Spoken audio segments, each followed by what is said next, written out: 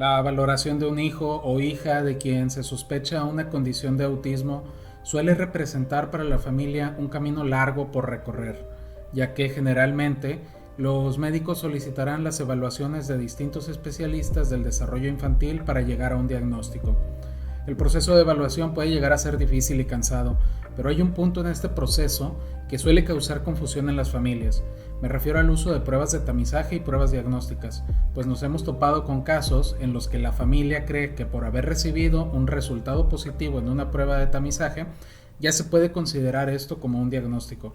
Por tanto, en este podcast, el día de hoy hablaremos sobre la diferencia entre el uso de las pruebas de tamizaje en autismo y las pruebas diagnósticas. Mi nombre es Omar Rivera, quédate con nosotros en este podcast de Cecil Psicología.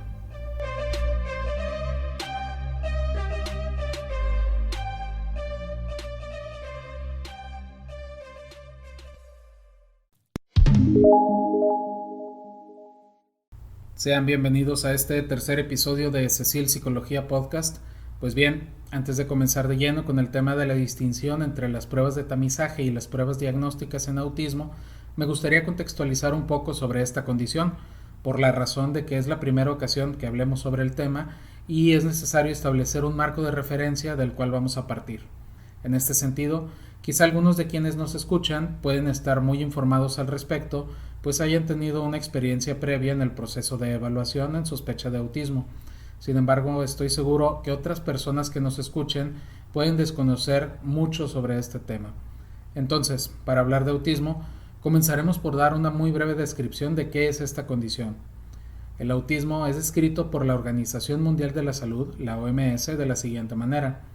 El trastorno del espectro autista se refiere a un rango de condiciones caracterizadas por algún grado de afectación en las conductas sociales, lenguaje y comunicación y un rango limitado de intereses y actividades que son exclusivos del individuo y que los lleva a cabo de manera repetitiva. El trastorno del espectro autista, o TEA, inicia en la infancia y tiende a persistir durante la adolescencia y la adultez.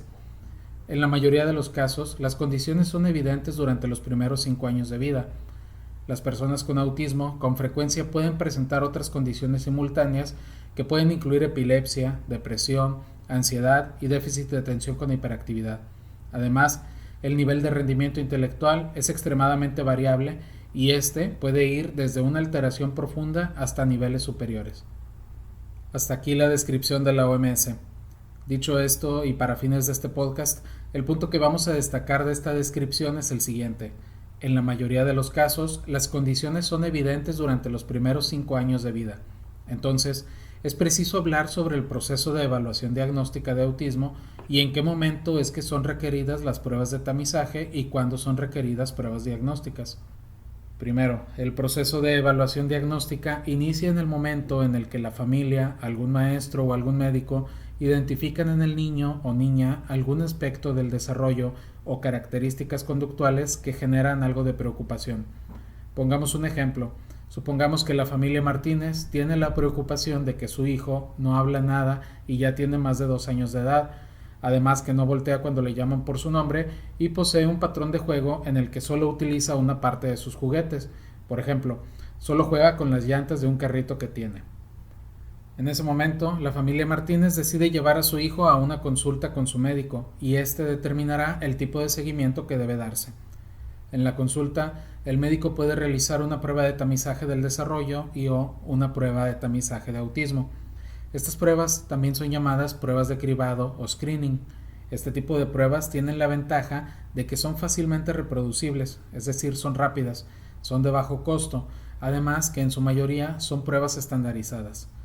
En este sentido, el tamizaje es el uso de una prueba sencilla en una población aparentemente saludable para identificar a aquellos individuos que pueden estar en riesgo de presentar alguna enfermedad o alguna condición.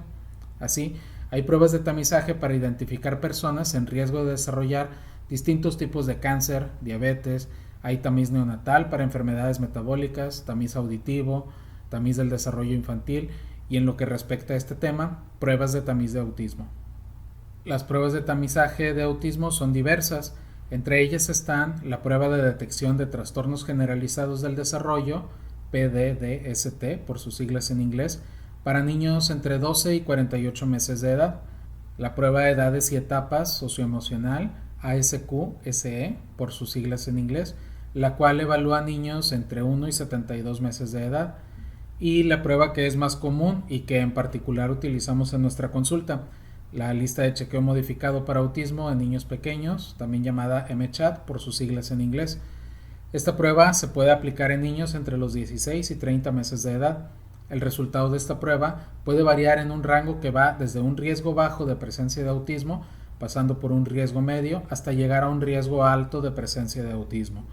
Por otra parte, puede surgir la duda, ¿cuándo es que se deben aplicar este tipo de pruebas? Pues bien, el Centro para el Control y Prevención de Enfermedades en Estados Unidos, la CDC por sus siglas en inglés, recomienda que se realice una prueba de tamizaje de autismo por lo menos a los 18 y 24 meses de edad. Ahora bien, en este punto me gustaría aclarar que una prueba de tamizaje no representa un diagnóstico formal. En el caso de la prueba MCHAT, si el resultado de la prueba de tamizaje fuera bajo riesgo, entonces no deben tomarse otras medidas, a menos que en el seguimiento posterior con su médico pediatra surgiera algún tipo de riesgo o inquietud. Si el riesgo de la prueba fuera riesgo medio, se realiza una entrevista de seguimiento para determinar si el menor es candidato o no a una valoración diagnóstica. En cambio, si el resultado de la prueba fuera de alto riesgo de presencia de autismo, esto significa que el menor es candidato a una valoración diagnóstica exhaustiva y debe ser referido inmediatamente. Muy bien, ahora continuemos con el ejemplo. La familia Martínez acudió a la consulta pues sospechaba que algo no andaba bien con el desarrollo de su hijo. El médico le practicó la prueba de tamizaje MCHAT y el niño obtuvo un resultado equivalente a un riesgo alto de presencia de autismo. Bueno, ¿qué sigue? En esta parte, el médico realizará la referencia a especialistas en neurodesarrollo para que le practiquen al menor una evaluación diagnóstica integral y exhaustiva, cada uno dentro de su área de especialización. Algunos de estos especialistas a los que puede referir son neuropediatra, pediopsiquiatría, audiología, comunicación humana, terapia ocupacional, nutrición, psicología, por mencionar algunos. Ahora, hablemos de la valoración diagnóstica en nuestra área, que es el campo de la psicología. Primero que nada, la valoración no debe ser realizada en una consulta de 30 minutos, pues es necesario observar detalladamente si ocurren o no determinados comportamientos que son considerados como factores de riesgo para el diagnóstico de trastorno del espectro autista. Por ello, la valoración debe incluir la observación e interacción con el menor para poder integrar esto en el reporte. Aunque las investigaciones pueden llegar a variar respecto a los elementos que deben integrar una valoración diagnóstica en el campo de la psicología, se considera que ésta se debe realizar a través de distintas pruebas que evalúen aspectos como el lenguaje y la comunicación, la interacción social, el juego, el uso imaginativo de los materiales y los juguetes, además de la presencia y la calidad de conductas repetitivas y restrictivas, entre otros aspectos. También se debe valorar el desarrollo psicomotriz, el desempeño cognitivo y adaptativo, además que se debe considerar dentro del análisis e interpretación los resultados obtenidos en pruebas de tamizaje y pruebas diagnósticas de autismo, así como las respuestas brindadas por las familias durante las entrevistas que hayan tenido con el evaluador. Ahora bien, en cuanto a las pruebas diagnósticas de autismo, existen varias. Entre ellas podemos mencionar la escala de valoración de autismo en niños, CARS por sus siglas en inglés, también la escala Gilliam de valoración de autismo, GARS por sus siglas en inglés, además la escala de observación para el diagnóstico de autismo, A2 por sus siglas en inglés, y la entrevista para el diagnóstico de autismo, ADR por sus siglas en inglés. En este caso, la prueba que es considerada como el estándar de oro en el diagnóstico de autismo es la prueba A22. Dicho instrumento de evaluación se aplica desde los 12 meses de edad hasta la edad adulta y es una prueba estandarizada que nos permite llegar a una sugerencia diagnóstica de autismo con mayor precisión. Cabe destacar que esta prueba debe ser aplicada en conjunto con otro tipo de pruebas, es decir, A22 es solo una parte de la evaluación y su resultado debe ser complementado con los resultados de otras pruebas que nos ayuden a integrar un reporte más completo y detallado. Asimismo, es importante mencionar que para poder llevar a cabo la aplicación de esta prueba es necesario haber llevado un proceso de capacitación para conocer la prueba de manera detallada y así tener un mejor dominio de la misma para poder realizar una adecuada interpretación de los resultados. Tú, como padre o madre de familia, tienes el derecho de solicitar la acreditación del evaluador en esa prueba.